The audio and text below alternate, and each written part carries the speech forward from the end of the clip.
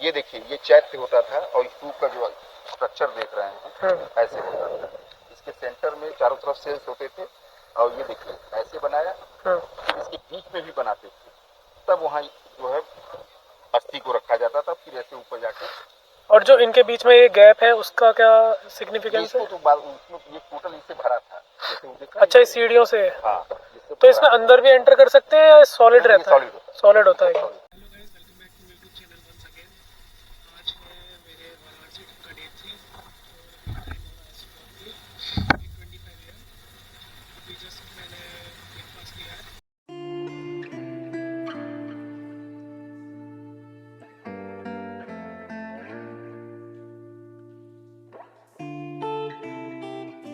तो अभी हम जा रहे हैं सारनाथ टेम्पल की ओर। यहाँ से अराउंड 8 किलोमीटर है टेम्पल।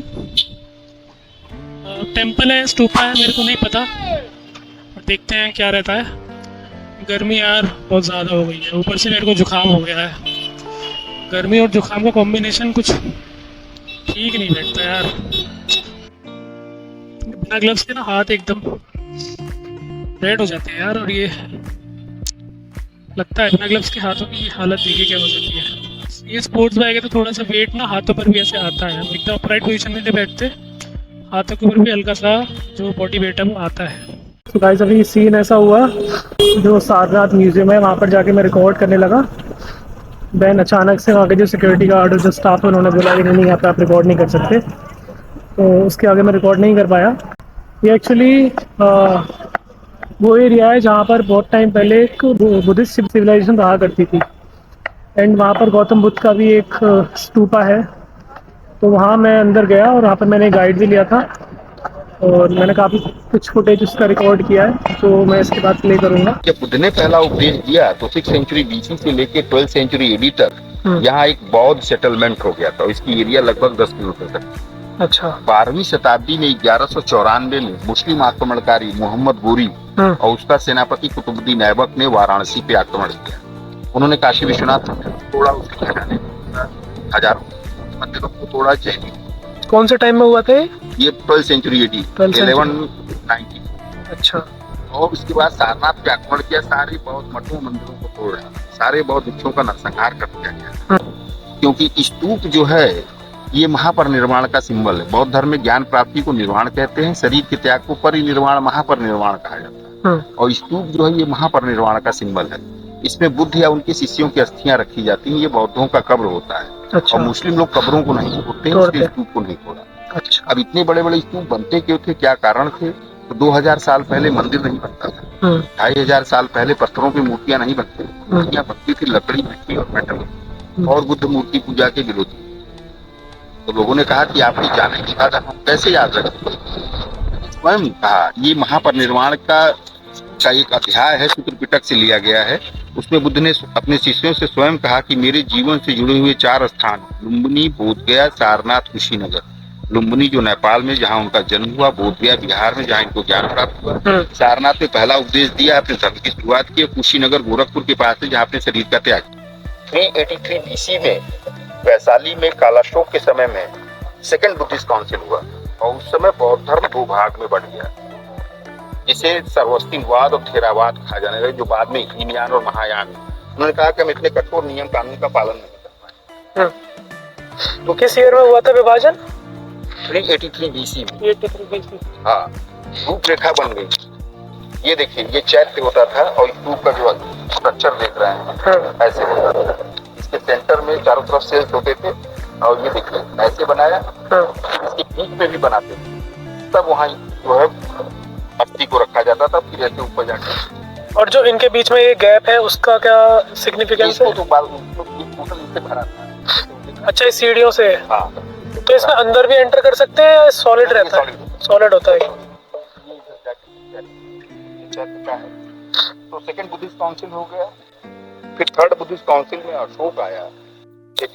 अब हम लोग जा रहे हैं। एक मेरा सवाल है इससे पहले आपसे, जैसे ये ईंटें वगैरह है, ये 2000 साल पुरानी है, उस टाइम ये क्या यूज करते थे? इनका सीमेंट यूज करते थे बनाने के लिए क्या? नहीं, ये जो टेराकोटा के ईंटें होते थे उसके 4-5 आपके जो है चीजें मिलाई जाती थी, शीशा होता था, मेटल्स होता था, जो होता था, ऐसे मिला के। और इसकी जो सीमेंटिंग किया जाता था वो भूसी से, शहद से और शहद से, हाँ, गन्ने का रस मिलाया जाता था, ये सब मिला के उसकी और चूना मिलाया जाता था, उसकी सीमेंटिंग की जाती थी।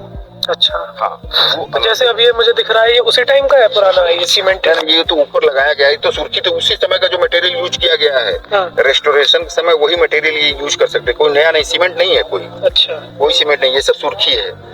ईटे को पीस के सुर्खी बनाया, चूना मिलाया, उसके बाद जो है भूसी मिलाया गया, शहद मिलाया गया, गन्ने का जूस मिलाया गया, उड़द का दाल मिलाया गया, मिला के इसकी सीमेंटिंग होती है और बहुत कॉस्टली पड़ता है। नीचे के ईंटे हैं, ये तो नए लगाए गए हैं। अच्छा, नीचे के ईंटे आपके पुराने, ये पुराने? हाँ, ये सब पुराने। ये हमने बताया, इसी मूल गणपति विहार है, जिसके बारे में आपने जहाँ और वर्षा में आए थे, मतलब पहला वर्षावास बुद्ध ने यही किया। उसने कुल 45 वर्षावास किए। अच्छा, पहला सारनाथ में किया है, सबसे ज्यादा वर्षावास उन्होंने श्रावस्ती में किया है 24, तो 6 राजगीर में किया है, तो 28वें जो है सिद्धार्थ गौतम है। तो 1922 में राखलदास बनर्जी ने मोहनजोदाड़ो मुर्दों की टीला का खोज किया, जो सिंधु घाटी की सभ्यता, हड़प्पन सिविलाइजेशन, तो उसमें भी उनको स्तूप का एक आर्किटेक्चर मिला, स्ट्रक्चर मिला। तो लोगों ने, इसीलिए बौद्धों ने क्लेम कर दिया कि हमारे में 28 है, जैसे जौनियों में 24 है। अब उनके लिटरेचर के हिसाब से जब जाएंगे तो वो भी काफी पुराने हो गए। सही बात। तो 19, ये सब देखिए जो मनौती वाले स्तूप हैं, इस तरीके से बनाए जाते हैं, ऊपर जाके सिलेंड्रिकल हो रहा है। तो ये सब ग्रुप ऑफ मोटी की स्तूप, मनौती की जो ऊपर जाके सब सिलेंड्रिकल।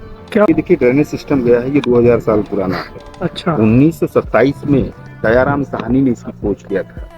1921 में दयाराम साहनी ने सिंधु घाटी सभ्यता की खोज किया, हड़प्पन सिविलाइजेशन, और ये सब सीढ़ियां जो है 1500 साल पुराना। तो इंडस वैली सिविलाइजेशन एक अर्बन सिविलाइजेशन है, और दोबारा अर्बन सिविलाइजेशन स्टार्ट हुआ इंडिया में, वो बुद्धिस्ट पीरियड से स्टार्ट हुआ। वैदिक सिविलाइजेशन एक सब अर्बन सिविलाइजेशन। अच्छा, ये टेम्पल का मेन कॉरिडोर था, मेन डोर, तो यहीं से पहला ये डोर बंद होता था, और ये वाटर स्टोरेज था, यहीं से लोग पीने का पानी, हाँ, पीने नहीं, वाटर स्टोरेज था हाथ पैर धोने के लिए। अच्छा, मंदिर के अंदर प्रवेश करने के लिए। अच्छा अच्छा। तो ये श्रद्धा पूर्वक बनाया गया मनौती, जिसे तारामंडल तारांकित किया गया है। ओके।